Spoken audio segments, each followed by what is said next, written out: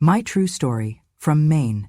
I faked memory loss for 60 days. My children rushed to put me in a nursing home, but they didn't know I had $3 million 0 cents in my own bank account. They planned my exit. I rewrote their inheritance. She's slipping. If we play this right, we could have her house listed by July. I was standing in the kitchen, hand around a warm teacup, when I heard my daughter's voice through the thin crack of the dining room door. I had just finished steeping the Earl Grey the way I always liked it, 2 sugars, no cream, and was reaching for the honey when the words landed like frost across my spine. She's more valuable drooling in a chair than living in this house. That was my son. His voice dry and measured, like he was reading off a spreadsheet. He used to be a kind boy, used to bring me dandelions in paper cups and tell me he wanted to marry someone just like me. That boy was gone. And then, as if that were not enough, came the final blow. She's just a burden in pearls. Sell the house before she forgets she even owns it.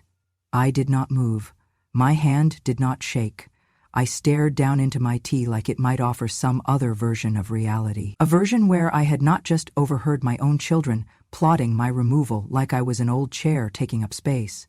They kept talking, their voices lowered now, as if suddenly aware that I might be closer than they realized.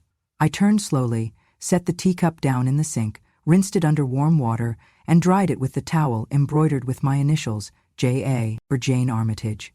I had sewn those letters myself 40 years ago, when the house was new and full of laughter. I did not confront them. I did not scream. I did not accuse or demand or beg. Instead, I began to forget. It started small. At breakfast, I called my son by his father's name. He looked up sharply but said nothing. At lunch, I asked what year it was. At dinner, I poured salt into my tea and acted surprised. "Oh dear," I said, frowning at the cup. "I could have sworn that was sugar." I let my hands shake a little more than usual. I asked where my keys were, even though they were in my coat pocket.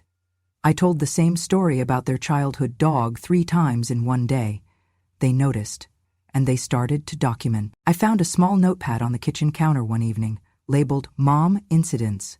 It was filled with bullet points in my daughter's tight, clinical handwriting. Forgot birthday, repeated story X3, confused, stove dials, burned toast again. Asked if Dad was still alive. They did not share it with me, of course. I found it while wiping crumbs they never cleaned. I read every line, memorized them. I wanted to make sure I gave them a believable show. The cameras came next. I noticed one behind the curtain rod in the living room, another discreetly tucked into the bookshelf in the hallway. The most insulting was in my bedroom, hidden inside a tissue box. They wanted footage, proof, documentation. I smiled at the lens as I folded my laundry. I hummed lullabies while I forgot how to work the remote control. I stumbled once, just once, and clutched the doorway like my balance had given out. They never asked if I was okay. They just looked relieved. The days blurred into one another.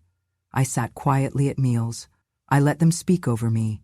I stopped offering to help with dinner or dishes. I let myself become a shadow in my own home, and through it all, they rehearsed their concern like lines in a play. "Mom's getting worse, I'm worried." She left the oven on again. "We have to do something before she hurts herself." And a pièce de résistance, delivered with tear-glossed eyes and falsely trembling voices. "It's for your safety, Mom." That was what they said the day they took me to the facility. Not a hospital, not even a home, a memory care residence, they called it. Soft colors, laminated brochures, smiling staff trained in kindness so polished it felt robotic. They had already packed a bag for me. Slippers, toiletries, one framed photo of the 3 of us from 20 years ago. My daughter held my hand in the car. My son drove, no music. When we arrived, I did not cry. I did not protest. I simply looked at the sign, Seaside Pines Elder Wellness Center, and whispered, "How lovely." They escorted me inside, gave a tour. I pretended not to follow. Showed me the activity room, the garden, the chapel. My room was small but clean, 1 window, 1 bed, 1 chair. I sat on the bed and smiled at the nurse. My son handed her a folder. "These are her forms. We filled them out just in case she can't remember details." The nurse looked at me gently. "How are you feeling today, Mrs. Armitage?" I tilted my head and said, "Did you say your name was Margaret?" Her name was Kelly. She gave me a look that I had seen too many times, a mix of pity and pre-programmed reassurance. They left soon after. My daughter kissed my forehead. My son patted my shoulder. "We'll visit soon, they said. They did not look back as they walked down the hallway. The door closed behind them, and I was alone, but not lost, because I remembered everything, especially them. They say nursing homes smell like bleach and sadness. That is not quite right. It is a more complicated scent, medicated lotion, overcooked peas, and the faint but unmistakable tinge of waiting. Everything in that place felt like it was waiting for something to end. The first night, I lay on the thin mattress and listened to the building breathe. Air vents hummed. A television down the hall murmured something cheerful. No one was watching.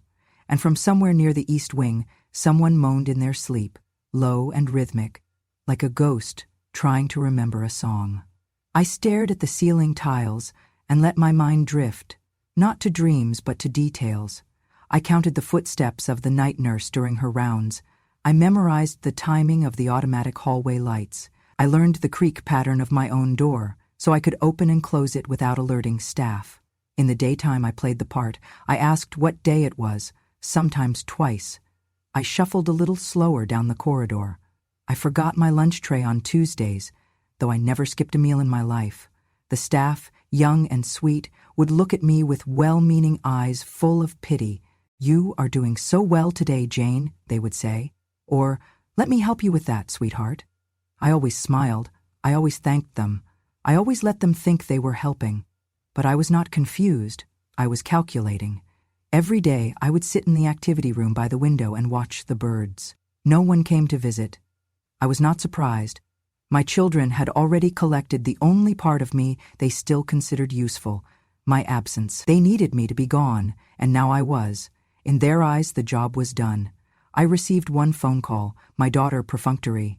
"Hi, Mom, just checking in. Everything okay?" "Yes, dear," I said. "I met someone named Margaret. She says I'm doing better." A pause. "That's great," she said, unconvincingly. "Well, we're swamped here. Let us know if you need anything." Then silence. She did not ask what I did that day. She did not ask what I remembered. I hung up gently and went back to watching the birds. The other residents were kind but tired. They had their own memories to manage, some slipping away like sand through fingers, others held tight in clenched fists. One woman named Ruth thought I was her sister. I let her hold my hand. One man named Walter cried during bingo because he could not remember his wife's face anymore. I cried with him, though not for the same reason. At night in the quiet, I remembered the years before. The mornings that started at 5 a.m., folding laundry at the hotel for minimum wage. The afternoons shelving books at the library, aching from hours on my feet. The nights spent embroidering initials into linens for a dry cleaner downtown, my fingers raw and blistered, all so they could go to good schools. So they could eat something other than boxed mac and cheese. So they could grow up never knowing the sound of a stomach growling through the night. My husband had died young. Heart attack on the factory floor. One moment a phone call, the next a funeral. I did not have time to fall apart. There was no space in grief for single mothers with toddlers. So I worked and I prayed. And I told myself it would all be worth it one day. And now? Now, I was sitting in a rented recliner, wearing socks with my name written in Sharpie, pretending I could not remember the alphabet, while my children sorted through my life like it was a storage unit. One morning, after a week of silence, my son showed up. He looked tired, maybe guilty. I could not tell anymore. "Hi, Mom," he said, adjusting his collar. "You look well." "I had oatmeal," I replied, smiling. "Did you bring flowers?" He blinked. "No, but I wanted to talk to the nurse about your situation." "Which one?" I asked. "There are so many, I might be dying, you know." He forced a chuckle. "You are not dying, Mom. You are just not well." I nodded. "That's what they say, though I do remember your birthday now. October 12th, is that right?" He did not answer. Instead, he handed a folder to the nurse behind the counter. "Just some documents," he said. "Legal housekeeping." I saw the edge of a signature page sticking out. My name, scanned, forged. The handwriting was close, but not close enough. He had tried to copy the loops in my J, but he curved them wrong. The A in Armitage was always something only I got right, a habit from my mother's French heritage. The nurse glanced over the form, then looked at him. She needs to sign in person. Oh, she already did, he said smoothly. It is just for record keeping. The nurse hesitated. I spoke up. Is it Tuesday? I asked. The nurse turned to me. It's Thursday, Miss Jane. Oh dear, I said. I thought I already went to church today. My son gave a tight smile. See what I mean? He left 10 minutes later, folder tucked under his arm, his steps quicker on the way out than they were coming in. He did not know that the nurse behind the counter was not the only one listening. In the hallway behind us, just around the bend, was a visiting volunteer, 21, bright-eyed and curious. She had been shadowing staff all week, and her phone had been recording voice memos for her end-of-term report on elder care abuse prevention. She showed me the recording that night. Did you want me to delete it? She asked. I looked at her, and I smiled. No, I said. Save it somewhere safe. I may need it later. Because now I had proof, and all I had to do was wait. The thing about building a life from scratch is that no one claps for you while you're doing it. There is no applause for early mornings or scraped knuckles, no standing ovation for going without so someone else can have enough. But I remember every nail I hammered, every dollar I pinched, every time I patched the roof with borrowed tools and borrowed time. Because no one else was going to do it for me. I came to Maine with 2 children, 1 suitcase, and a car that coughed every time it hit second gear. My husband had been gone for 4 years by then, and the life we built together had slowly faded into one I had to carry alone. The rent was rising, the city too loud. So I followed a newspaper ad to a quieter town, cheaper rent, and a library job that paid less than minimum wage but came with peace. That library saved me. I started as a clerk, shelving books and checking out copies of Goodnight Moon and old Agatha Christie's. I stayed late to clean the floors and straighten the children's section. Within a year, they let me lead story time. Within 2, I was tutoring after school. It was not glamorous, but it was mine. At night, I taught English classes to immigrants at the local community center, families from Syria, Somalia, Vietnam. They reminded me why I worked so hard. Because survival is a language of its own, and I was fluent in it. Every dollar I made went into that house. It was a weathered Cape Cod-style fixer-upper on a cracked road with peeling shutters and a rusted mailbox. I loved it from the moment I saw it. The realtor called it a project. I called it home. I planted a garden first, tomatoes, zucchini, sunflowers that grew taller than my son. I painted the kitchen yellow and the bathroom blue. I learned to patch drywall and replace outlets. I bartered baked goods for handyman help. I replaced the windows one at a time, using a savings envelope labeled for warmth. One day, I bought bricks. Actual brick. I laid a path from the porch to the mailbox with my own hands, knees in the dirt, sunburned and smiling. The kids helped at first, but grew bored. I finished it myself. Every time I walked that path afterward, I felt steady, even when everything else was uncertain. That house raised my children. It kept us warm. It held our laughter. It caught our tears. It watched birthdays, heartbreaks, science fair failures, prom nights, and quiet dinners when no one had anything to say. And yet, years later, my oldest called me clumsy because I did not know how to close an app on my phone. Mom, seriously, it's a touchscreen, not a toaster. You're so old school, it's embarrassing.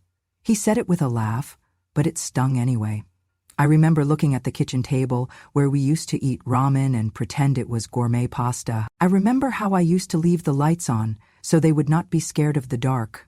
How I used to lie awake counting coins under a blanket just to make sure we had enough for their school lunches.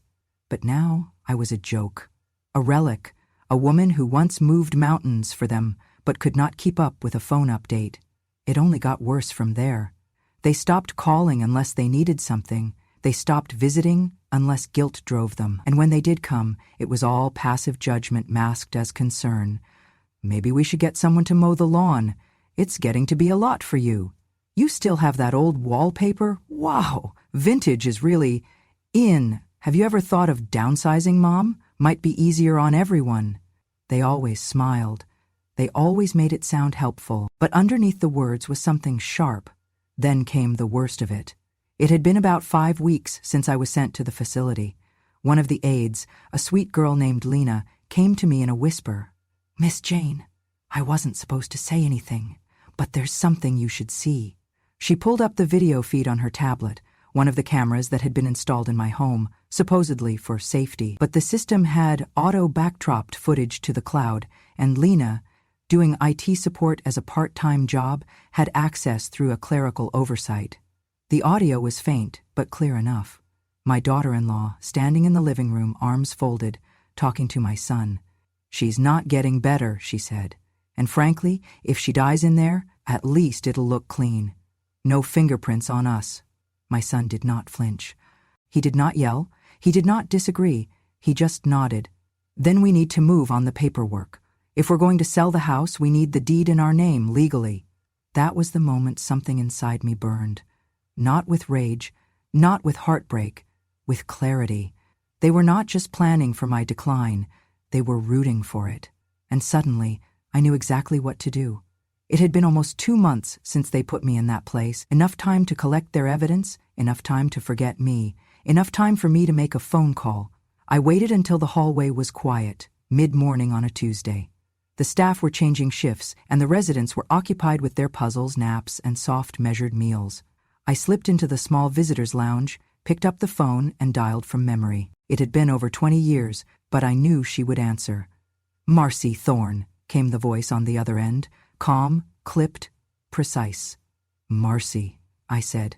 "It's Jane Armitage." A pause, then a slow inhale. "Well, I'll be damned," she whispered. "I never thought I'd hear your voice again. Where are you?" "I need you," I said. "I need to bring everything back into my name." That was all she needed to hear. Marcy had been my lawyer since 1991. She helped me buy my first home after Henry died. She was the one who suggested I open a second bank account, quietly, separately, just in case. "Women like us," she'd said back then, "we don't always get to keep what we've earned.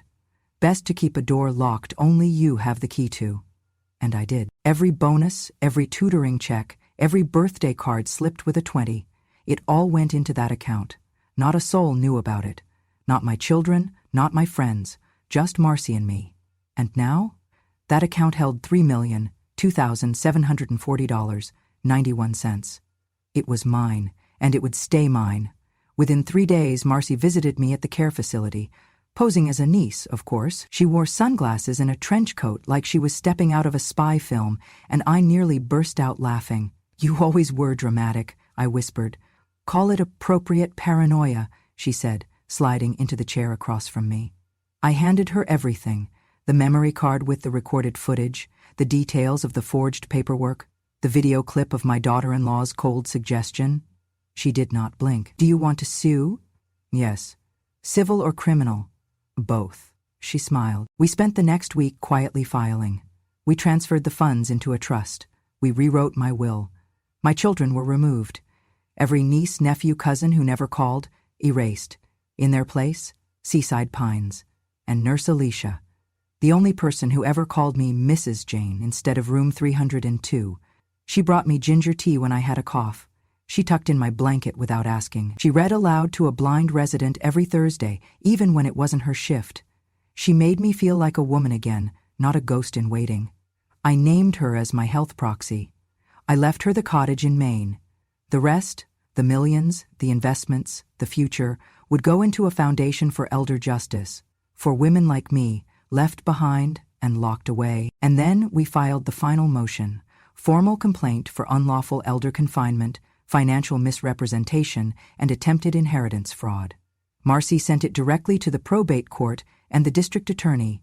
She also sent one more copy anonymously to the local news. Just a whisper. They would not know what hit them. It started with a whisper. A single article on the website of the local paper, buried beneath town hall disputes and high school sports scores. The headline was simple but sharp. Elderly woman fakes memory loss for 60 days to expose family's inheritance plot. By the time I finished reading it, it had already been shared 200 times. By noon, it was on the front page. They ran my picture, not a recent one, but an old portrait from my library days. I looked younger, stronger, surrounded by books and light. The article didn't name my children directly, but it didn't need to. The facts were clear. An elderly woman in a Maine care facility, committed by her children under suspicion of cognitive decline, was found to be fully competent. She had secretly recorded their conversations, preserved her financial independence, and rewritten her will, cutting them out completely. The piece ended with a quote from an anonymous source close to the case. She played them at their own game, and she played it better. The phones began ringing that evening, not from my children, they were too busy reeling from subpoenas, but from neighbors, old friends, former colleagues. People who hadn't spoken to me in years called just to say they were proud, that they had always known I was sharper than I let on, that they wished they'd been braver when it mattered. One man I barely remembered from church sent a card with 3 words: "You did right."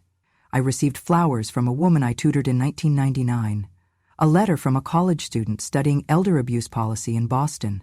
Even the staff at Seaside Pines looked at me differently, not with pity, but with awe, as if I had become something more than a patient, as if I had become a symbol.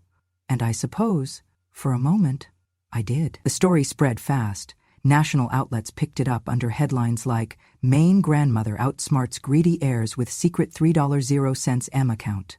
"Elder justice in action. Woman fakes dementia to save her legacy." Some called me a hero. Some called me conniving. One anchor said I was a quiet revolution wrapped in a wool sweater. I liked that one. Of course, not everyone was pleased. My daughter posted a statement online claiming I had been manipulated by caretakers and that mental illness was being weaponized for sympathy. It didn't land well. The comments turned quickly, calling her out for hypocrisy, cruelty, greed. My son stayed silent, probably on the advice of a lawyer. A week later, a reporter from the Herald requested an interview. I declined the cameras, but I agreed to meet her in the garden behind Seaside Pines, where the sun was soft and the air still held the scent of pine. She was young, with a notepad and too many questions. "Did you really fake the memory loss for 2 whole months?" she asked. "Yes. Why?"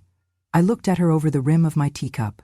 "Because I needed them to show me who they were when they thought I was powerless." She wrote that down. Later, she asked what I would say to my family now, if I could say anything. I sipped my tea. "They planned my exit," I said quietly. "I rewrote their inheritance." She blinked. That's powerful. It's the truth." That was all I had left to say. I did not want revenge. I wanted restoration. And I had found it. In silence, in patience, in truth. The justice system would do what it must. The public would decide what to believe. My children would have to live with what they had done. But me? I was already free.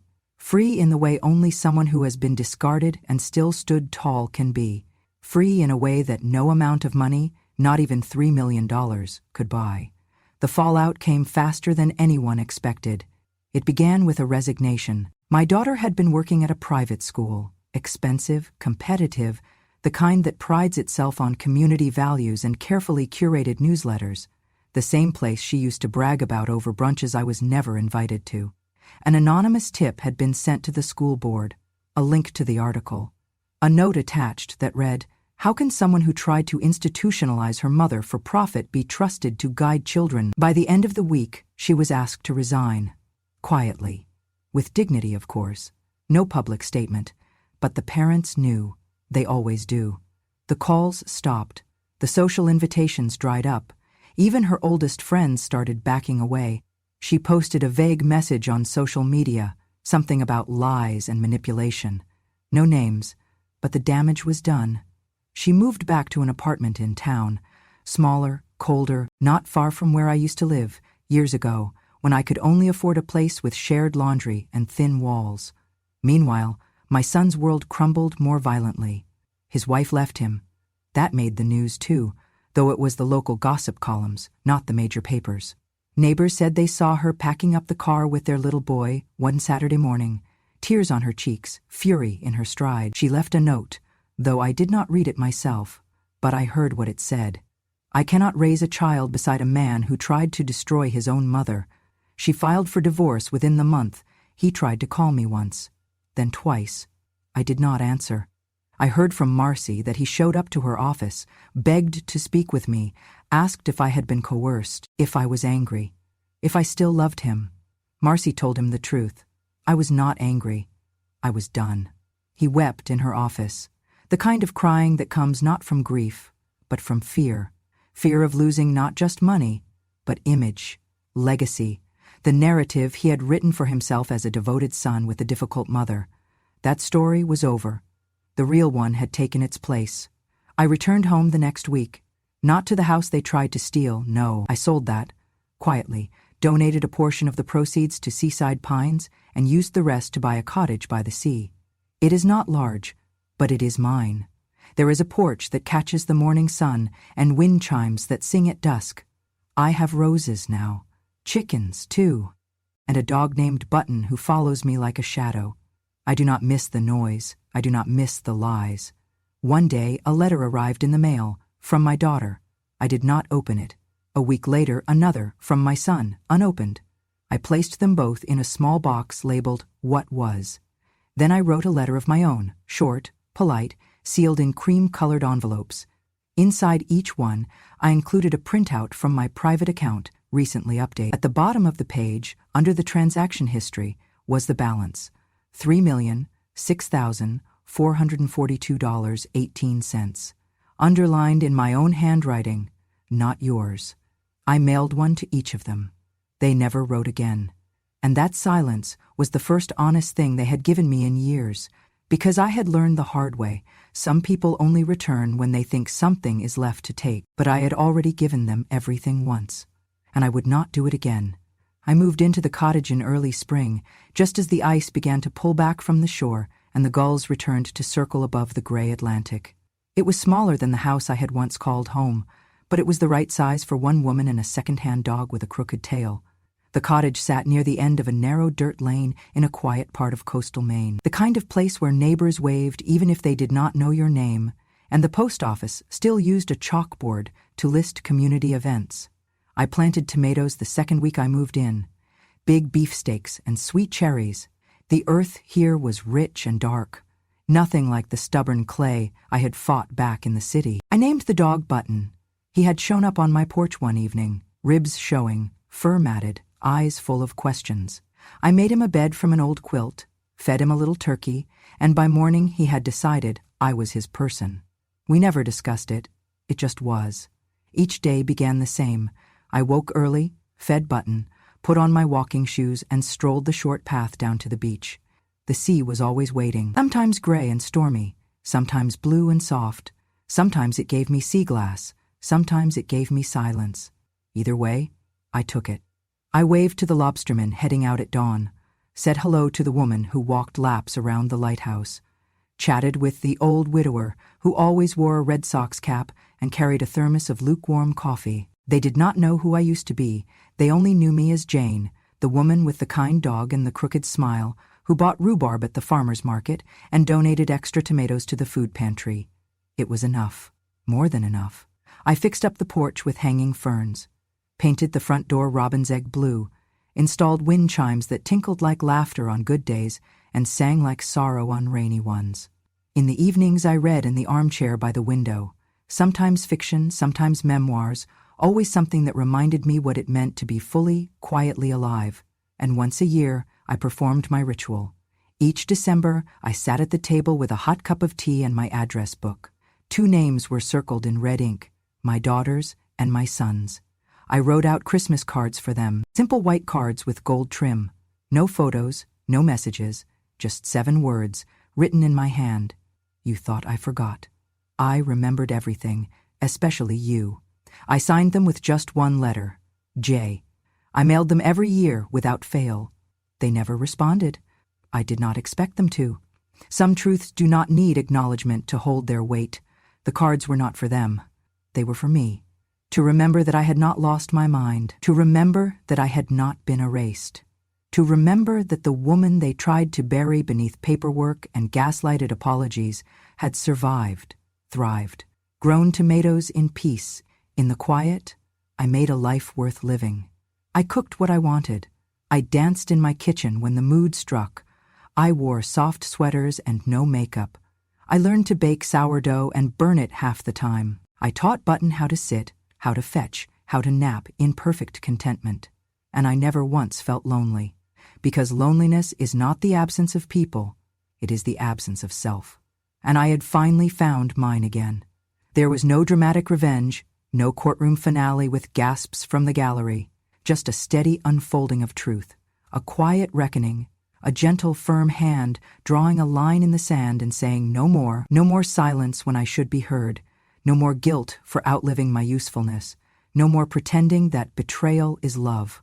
Now I live in a house by the sea, and when I stand on the porch in the morning, with my coffee and the sunrise, and Button at my feet, I do not miss what was.